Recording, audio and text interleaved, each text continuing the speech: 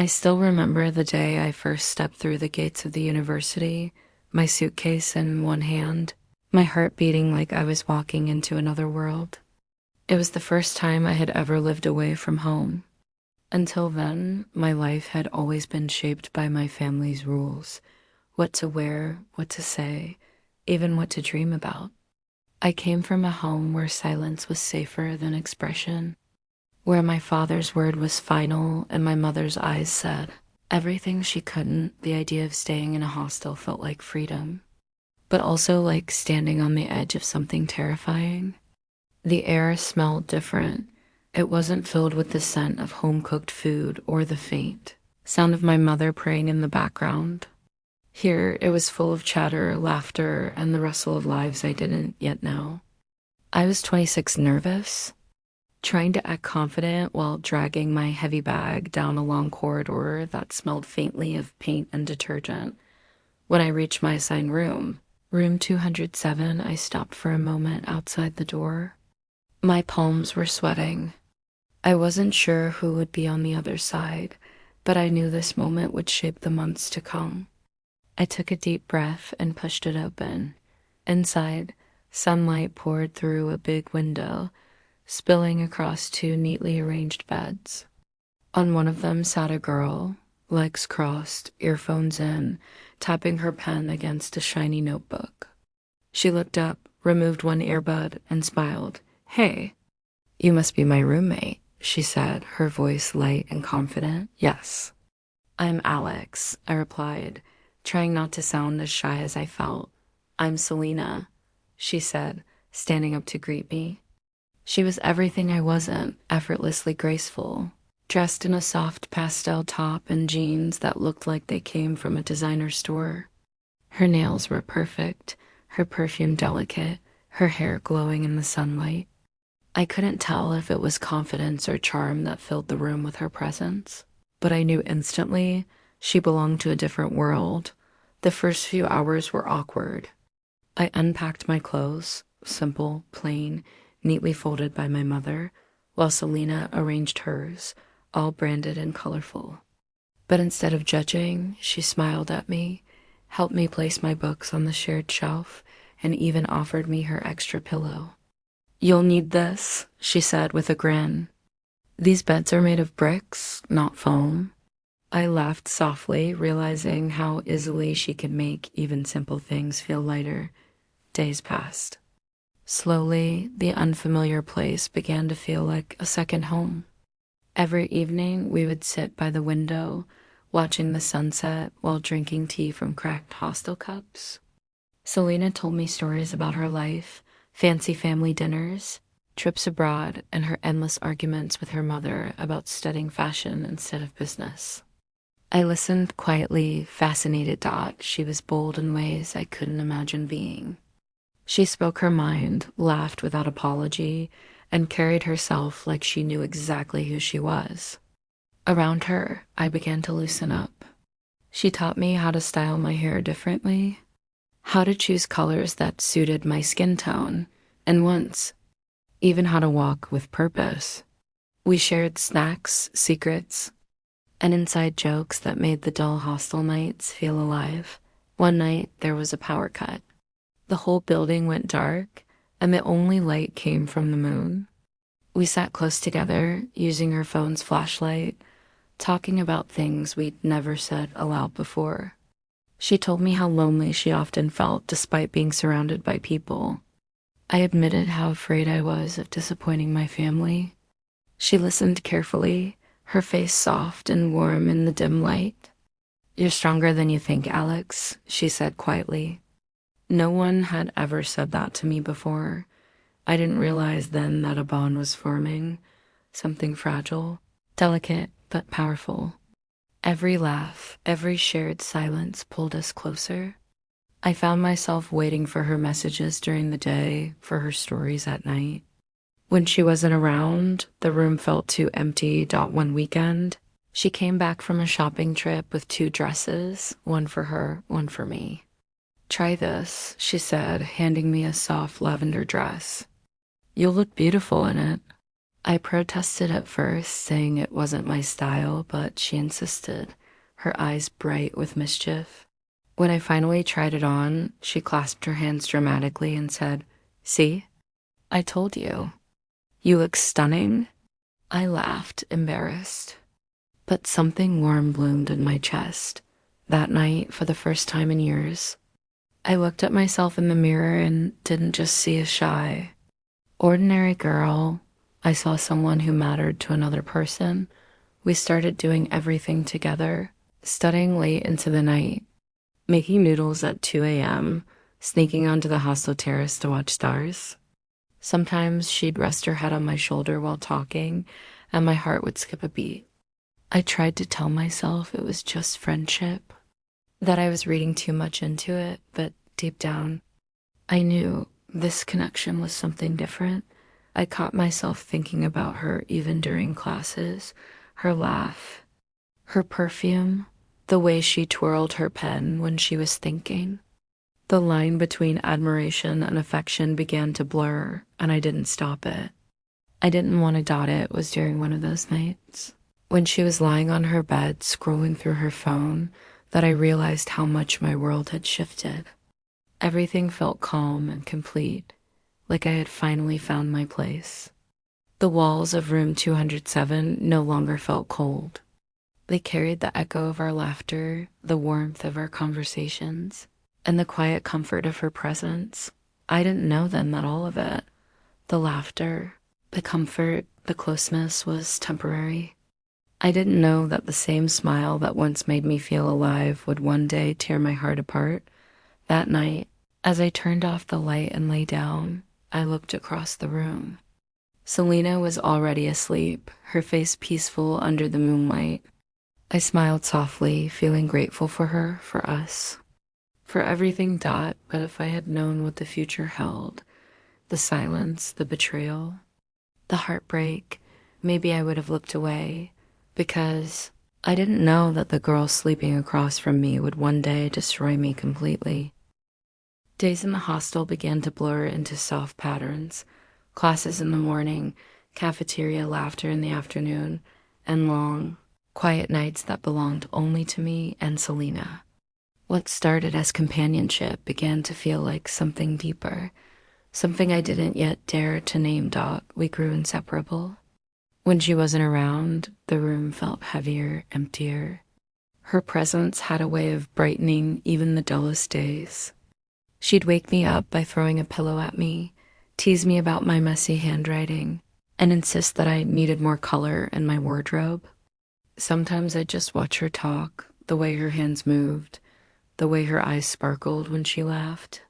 Everything about her fascinated me. At first, I convinced myself it was admiration, that I simply looked up to her confidence. But admiration doesn't make your heart race when someone brushes your hand. It doesn't make your breath hitch when they say your name softly. Our late-night conversations grew deeper. She told me things she hadn't told anyone, about her parents' constant fights, her father's expectations, her mother's sadness, and how sometimes, even in a crowd, she felt like she didn't belong anywhere. I listened, quietly absorbing her pain, realizing how much she trusted me.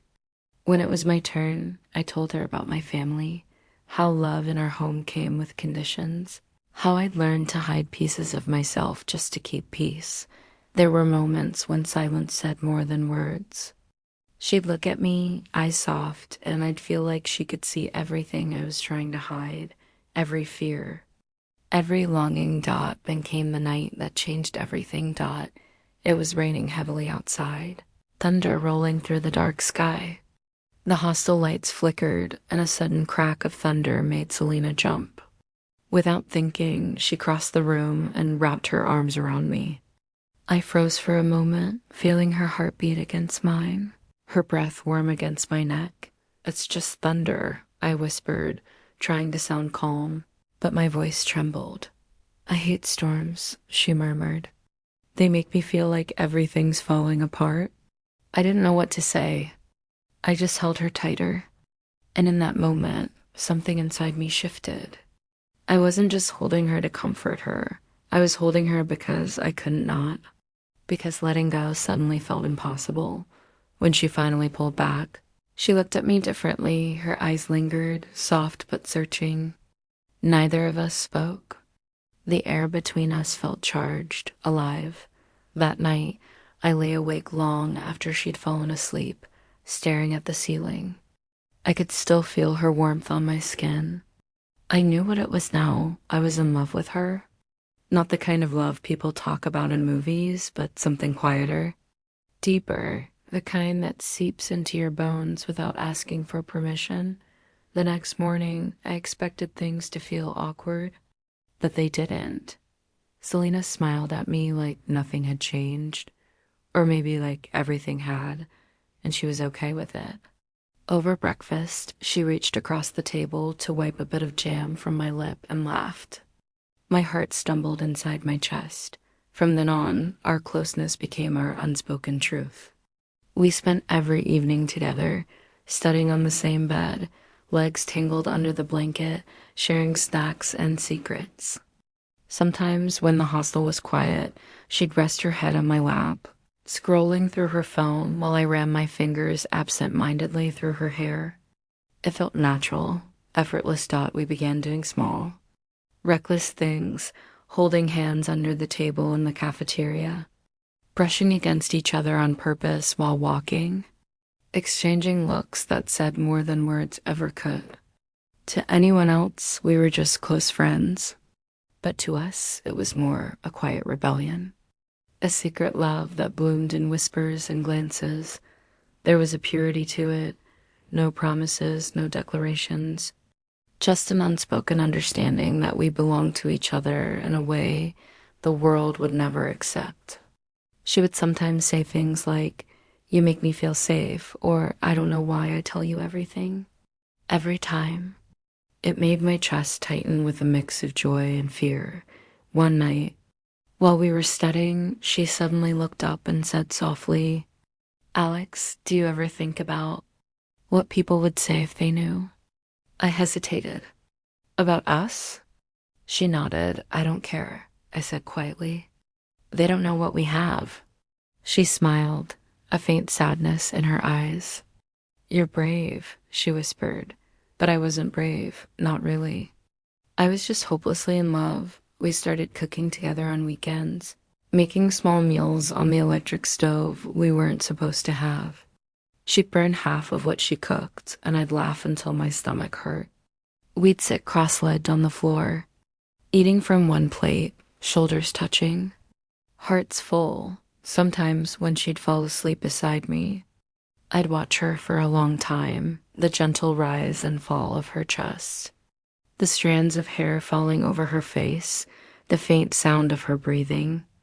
In those quiet moments, I felt like the world outside didn't exist. It was just her and me, two souls who had found each other by chance. She once told me, "I never believed in love before I met you." I didn't reply. I couldn't. My throat was tight and tears pressed behind my eyes. I didn't need to say anything. She already knew. Weeks turned into months, and the bond between us only grew stronger. She became my home, my comfort, my reason to wake up smiling. We never labeled what we had, but deep inside, we both knew what it was. It was love, tender, forbidden, and real. I often wondered if love was supposed to feel like this, like warmth wrapped in fear, like sunlight in the middle of winter.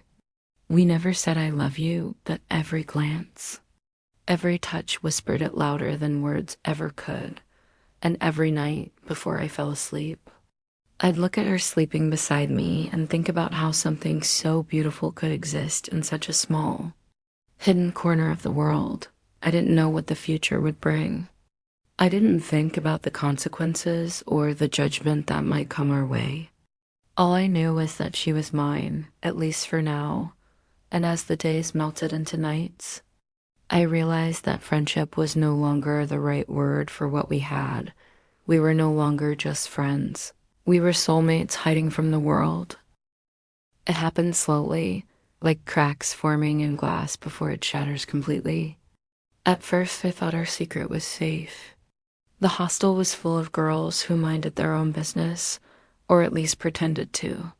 But whispers have wings, and love, especially love that doesn't fit in the world's narrow frame, is impossible to hide forever. It started with glances. People began looking at us differently. A friend of Selina's from another block once walked in without knocking and saw her head resting on my lap as I read her notes aloud. The look on her face said everything: judgment, disbelief, disgust.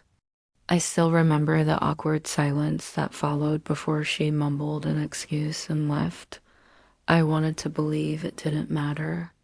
That night, Selina laughed it off, saying, "Let them think what they want. We're not doing anything wrong." I nodded, but deep inside, fear stirred. I knew my family. I knew how they would see it. A week later, the phone call came. It was my mother's voice, trembling, broken, heavy with something I couldn't name. "Alyx," she said, "I heard something shameful." My stomach dropped. "What do you mean?" "People are saying you've been living in sin," she cried. That you're with a girl. Tell me it's not true." I froze, my heart pounding so loud I could barely hear myself. For a moment, I considered lying. It would have been so easy to deny everything to protect her from the truth. But then I looked across the room at Selina, sitting on her bed, her face calm, trusting. "It's true, Mama," I whispered. "I love her." There was silence, long, sharp, suffocating. Then came the sound of my mother sobbing, followed by my father's voice shouting in the background. "You've disgraced us. What will people say? Do you have any idea what you're doing?" His words stabbed like knives. I wanted to explain, to tell them that it wasn't wrong, that love couldn't be shameful. But they didn't listen. My father called me every name he could think of: unnatural, lost, cursed. My mother begged me to come home, to repent, to fix whatever madness had taken hold of me. When the call ended, I sat there shaking. The room felt too small, too heavy. Selina came and sat beside me, taking my hands in hers. "Hey," she said softly, "it's okay. They'll understand one day." But I knew they wouldn't, not my parents, not the people I grew up with. That night, I couldn't eat. I couldn't sleep. Their words echoed in my head: shameful, sinful, wrong. Every memory of my childhood, family dinners, laughter. My mother's gentle hugs suddenly felt like a dream I was no longer allowed to return to. The next morning, my father sent a message: "If you don't come home by tonight, forget you ever had a family." I sat on the edge of my bed, reading it again and again. My hands were cold. My chest hurt. I didn't know what to do. Selina knelt in front of me, her eyes steady. "Alyx," she said, "you don't have to go back. You have me. We'll find a place together. We'll make our own life." Her words sounded so sure, so full of promise. For a moment, I believed her. I imagined a life where it was just us, no judgment, no fear, no hiding. I wanted that so badly. "Are you sure?" I asked, my voice barely above a whisper. "It won't be easy." She smiled. "I don't care. Love's never easy, but it's worth it." Something in me cracked open then.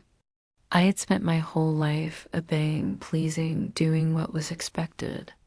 For once, I wanted to choose myself, choose love, even if it destroyed everything else. So I made my decision that evening.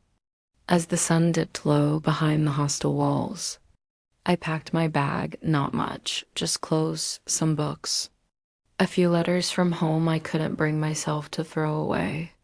My hands trembled as I folded my mother's embroidered scarf, the one she had given me when I left for university.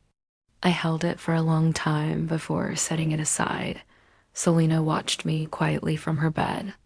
"You're sure about this?" she asked. I nodded. "If I go back, I'll lose you. And if I stay, I'll lose them." She stood up, walked over, and hugged me tightly. Then stay with me. We'll be okay. We left the hostel that night, just two girls with one suitcase and 1,000 dreams. I didn't tell anyone where we were going.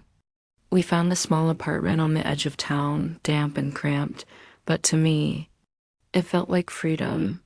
I told myself that love was stronger than everything else, stronger than my father's anger, my mother's tears, the gossip, the shame. Every time doubt crept in, Selina would hold my hand and say, "We have each other. That's all we need." But late at night, when she was asleep and the room was quiet, I'd hear my mother's voice in my head. "Come home. Alyx, please come home." I wanted to believe love could silence that voice. I wanted to believe that we could rewrite the rules, that love alone could be enough.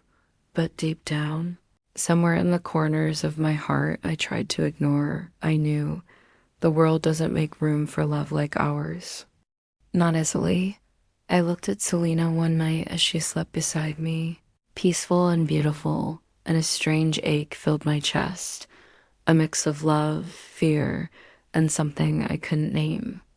I had given up everything for her, my family, my name, my belonging. I told myself it was worth it. It had to be. But as I stared out the window at the city lights flickering in the distance, the truth whispered somewhere deep inside me, love might not be enough to fight the world. And I realized, with a trembling voice I could barely recognize as my own, I thought love was enough to fight the world. I was wrong. At first, I told myself it was just the stress, that university work, late assignments, and pressure from home were weighing on Selina's mind. We had moved into a small off-campus apartment by then, just the two of us. The place wasn't perfect. The walls were thin. The ceiling leaked when it rained, and the neighbors argued every night. But to me, it was everything. It was the world we had chosen for ourselves. Thought the first few weeks were peaceful. We decorated the room with string lights and old photos, cooked together, and laughed about how far we'd come. But slowly, something started to shift, something subtle at first, almost invisible, like the way light fades before a storm. Selina began staying out late, saying she had extra classes or study groups. She started putting her phone face down whenever it buzzed, walking away to answer calls in whispers. She laughed less, touched me less. The warmth that once wrapped around us like a blanket began to thin, replaced by a coldness I couldn't explain. I asked once, half jokingly, "Are you seeing someone behind my back?" She laughed, too quickly, too loudly. "Oh, come on, Alyx, don't be dramatic." But even her laugh didn't sound the same anymore. I wanted to trust her. I told myself love was about patience, about giving space. Maybe she just needed time. Maybe she was homesick. I spent my days waiting for her to come home, cooking her favorite meals, pretending everything was fine. But every night, when she'd return smelling of perfume that wasn't mine, the truth pressed harder against my chest. Then one afternoon, she walked in with someone new. "This is Maya," she said casually. "She's in my marketing class." Maya smiled politely, tall, confident, with eyes that didn't hide curiosity. I forced a smile back, though my heart was already sinking. I watched the way Selina looked at her, the same way she once looked at me, the same softness in her tone, the same excitement in her voice when she spoke. They started spending time together, study sessions, Selina called them. I waited at home for hours, counting the minutes, staring at my phone, hoping for a message that never came. When I asked if I could join them sometime, she brushed it off. "It's just boring work," she said. "You'd hate it." But I didn't hate the work. I hated the distance growing between us. One night, she came home late again. I was sitting on the couch in the dark, pretending to watch TV. She looked surprised to see me awake. "You're still up?" she asked. "I couldn't sleep," I said quietly. "You didn't tell me you'd be this late." She sighed, tossing her bag onto the chair. Alyx, you need to stop acting like I owe you every detail of my day. Her words hit harder than I expected. I'm not asking for every detail, I whispered. Just honesty. I am being honest, she snapped, her tone sharp, unfamiliar. You're the one overthinking everything. That night, we slept back to back for the first time. The silence between us was louder than any argument could be. The days that followed were worse. She spent more time away, and even when she was home, her eyes were somewhere else. I tried to bridge the distance, small gestures, soft words, gentle touches, but she flinched from all of it. The apartment, once filled with laughter, began to feel like a stranger's house. Her clothes no longer mixed with mine in the closet. Her toothbrush disappeared from the bathroom. I noticed these things one by one, pretending not to. Then one evening, she didn't come home at all. I called, texted, waited. Midnight turned into dawn.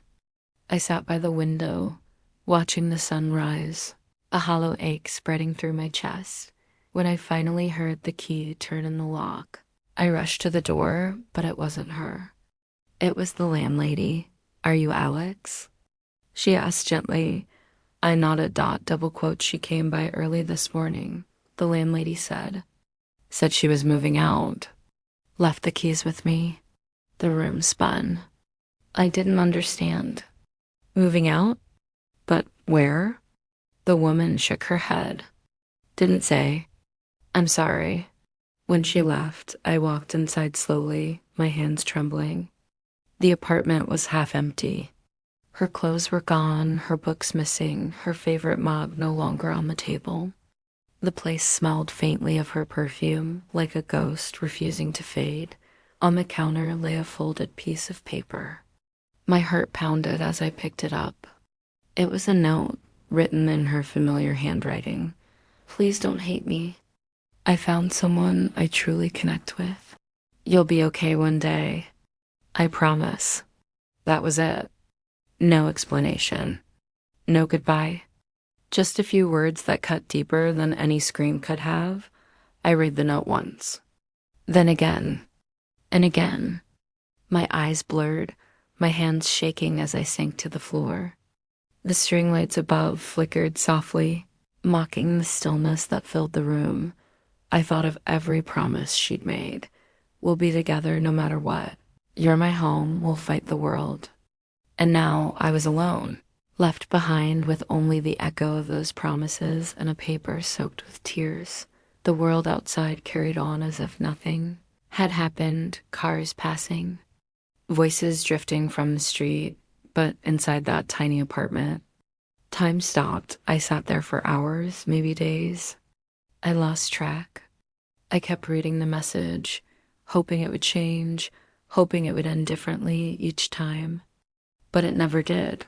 Her words stayed the same. My heart didn't, and in that silence, broken only by the hum of an empty room, I realized what it truly meant to lose everything you once believed was forever. I sat there on the cold floor, holding the note against my chest, reading the same line over and over again, as if repetition could undo the truth. Please don't hate me. I found someone I truly connect with.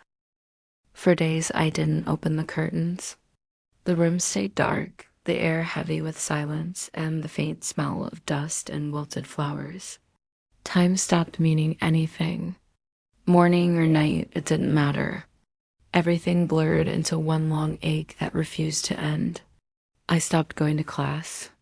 The textbooks sat untouched, their pages gathering dust beside the cold cup of tea I never finished. Messages from classmates went unanswered. The world kept moving, but I couldn't. My world had ended inside that small, half-empty apartment.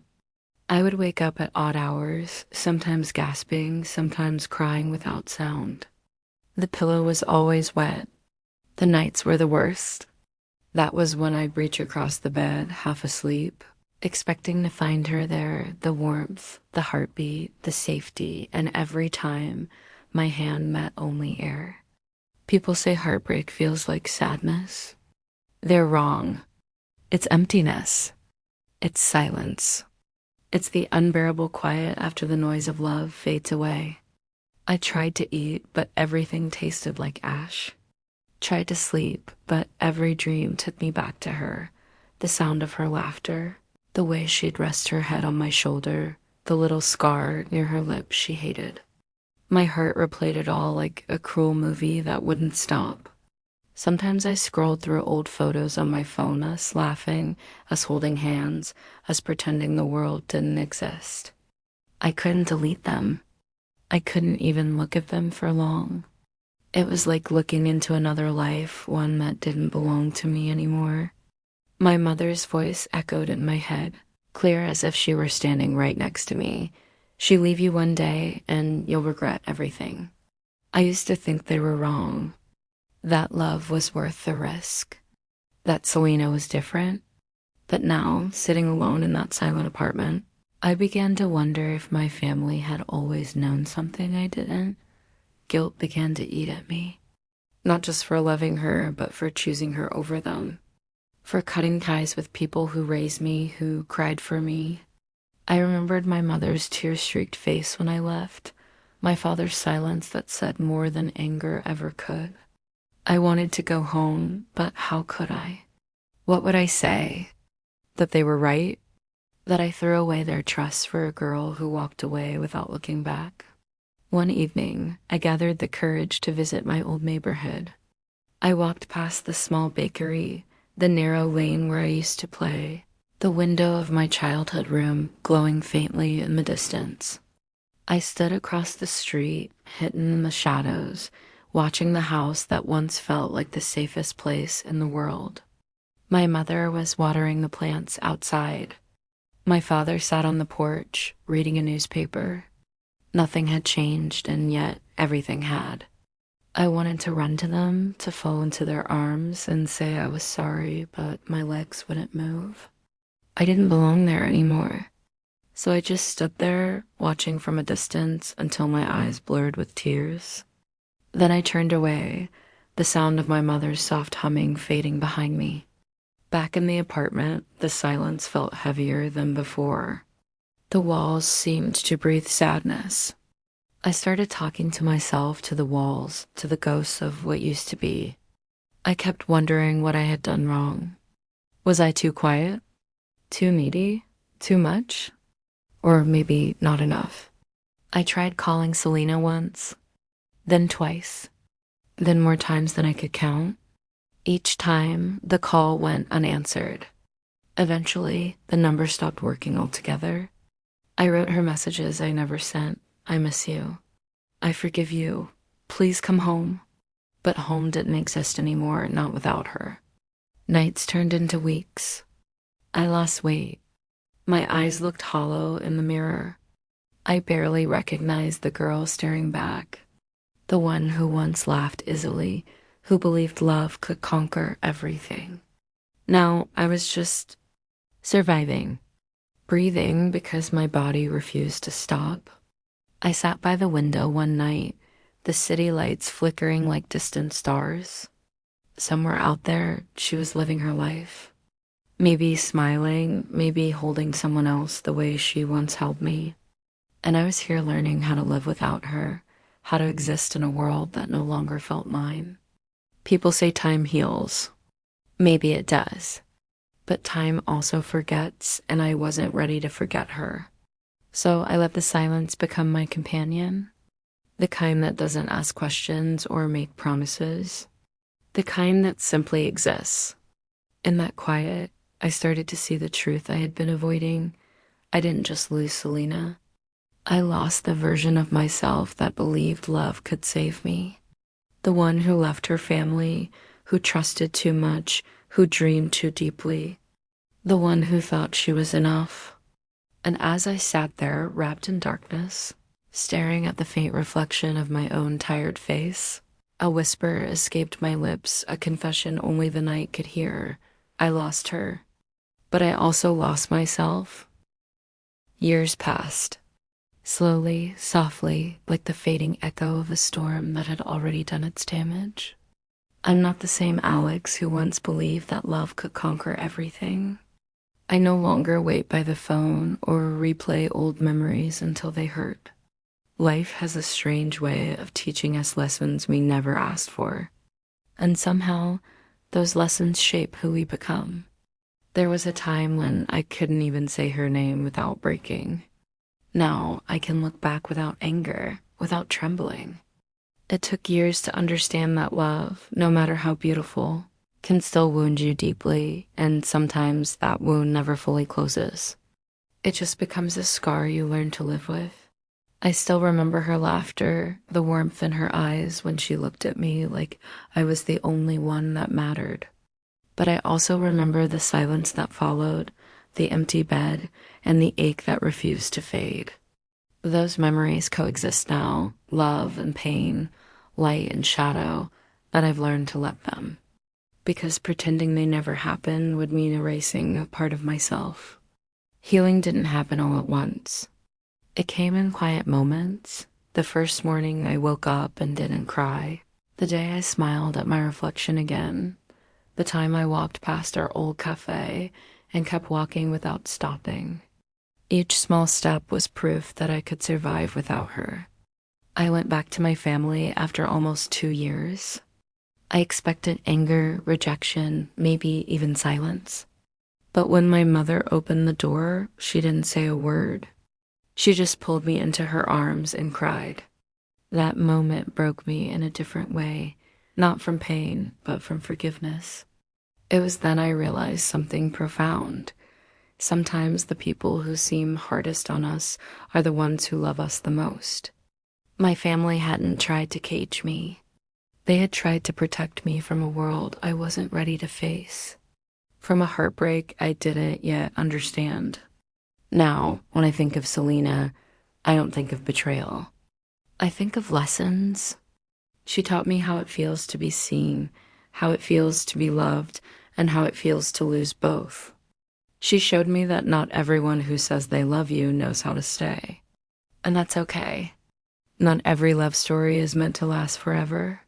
Some are meant to change you, to teach you, to break you open, and to help you grow into someone stronger, wiser, more human.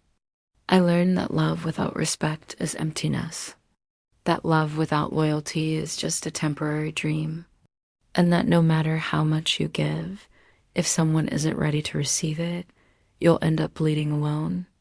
But I also learned to forgive, not just her, but myself. For being naive, for loving too deeply, for believing that I could fix everything with my heart alone. Because love isn't about fixing someone. It's about growing together, and if one person stops growing with you, it's time to let go. I've seen her a few times since then, just glimpses. Once at a bookstore, once at a cafe across the street. We didn't speak. Our eyes met for a brief second, and in that silence, there was no hate. Only memories, gentle, distant, and done. She smiled. I smiled back. And that was enough. Now, when younger girls ask me about love, I tell them this. Listen to your family. Listen to those who truly care. Because sometimes the people who try to stop you from making a mistake are the ones who've already felt that pain. And if you ever choose love, choose it with open eyes. Choose someone who doesn't just make your heart race, but also gives you peace. Someone who chooses you every day, not just when it's convenient. I still believe in love, but not the kind that blinds you, the kind that frees you, the kind that builds you, not breaks you. Selina was a chapter in my story, not the whole book. And I've learned to turn the page with grace. Life has gone on quietly, beautifully. I work, I travel, I laugh again. Some nights I still dream of her, but it doesn't hurt anymore. The past feels like an old song, familiar, bittersweet, but no longer mine to live in. And if there's one truth I've carried with me through it all, it's this. Sometimes love doesn't teach us how to hold on. It teaches us how to let go with grace. Soft piano fades. A single tear falls. Alyx's voice trembles, calm but full of soul, because in the end, love was never meant to destroy us. It was meant to show us who we are, even when we're left standing alone.